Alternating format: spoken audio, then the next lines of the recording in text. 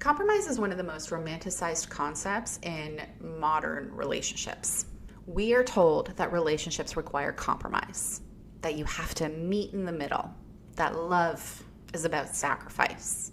But what if I told you that compromise, the way that most people practice it right now, is exactly the thing that erodes intimacy? What if compromise is not mature, but a trauma response in disguise? Today, I'm going to talk about why compromise actually breaks relationships and what actually creates connection instead.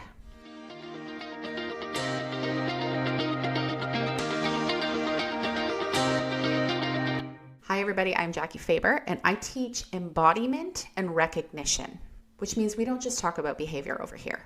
We talk about the identity running underneath. So today, I'm going to talk about compromise and why the way most people talk about it and use it is actually breaking your relationships. Most people define compromise as two people giving something up in order to make the relationship work, right? And all of that sounds reasonable. But let's look at what is happening underneath. When you compromise from a secure, regulated place, that's flexibility. When you compromise from a fear of loss, a fear of conflict, a fear of abandonment, it is self-abandonment. And those two things are not the same. Here is what happens in most relationships. One person doesn't want to go to the family dinner, but they go anyway. One person needs alone time, but they suppress it so the other person doesn't feel rejected. One person wants to move, but the other stays silent because they don't want to rock the boat.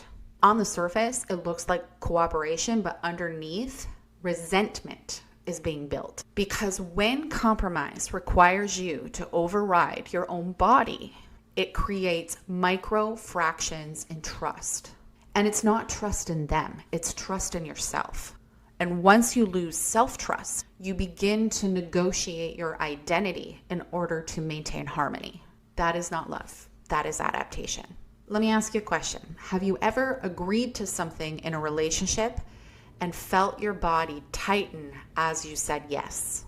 Not because you're being flexible, but because you wanted to avoid conflict. Drop a yes in the comments if you know exactly what I'm talking about. So most of us learned that connection requires adjustment.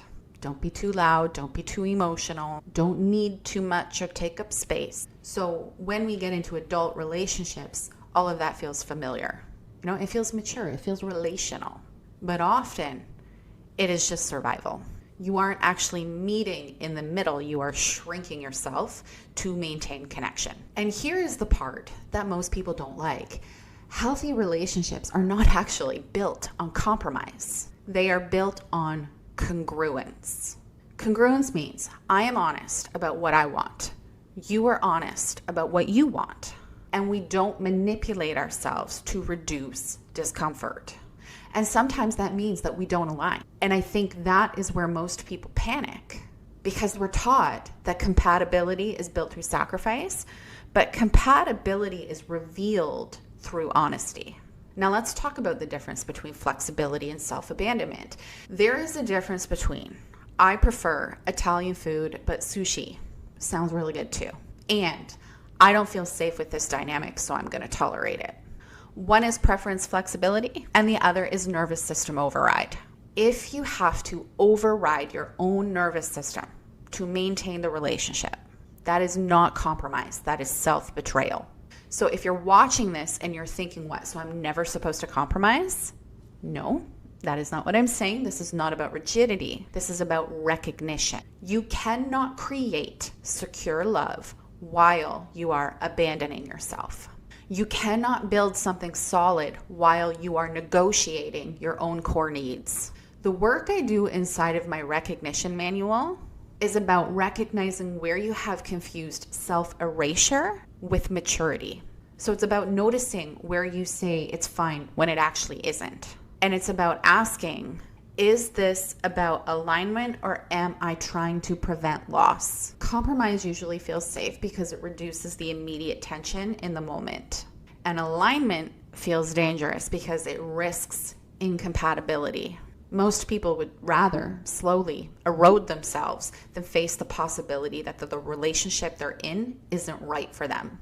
But the strongest relationships that I have ever seen, they are not built on compromise. They're built on two people who can tolerate the discomfort of difference without collapsing.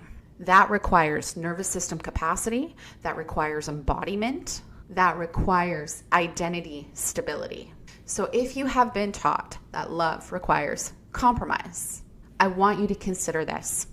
What if love requires honesty instead? What if the goal isn't about meeting in the middle? What if it is about fully standing in yourself and seeing who can meet you there? That's not selfish, that is secure. And that is the difference between surviving a relationship and building one that doesn't require you to disappear. And again, if any of this resonated, this is exactly the work I do inside of my recognition manual. It is not about healing forever. It is about recognizing where you still negotiate with yourself and then building the capacity to stop. Subscribe to my channel if you are ready to move from adaptation into embodiment, because we don't do performative relationship advice here. We are building internal stability. I will see you in the next video.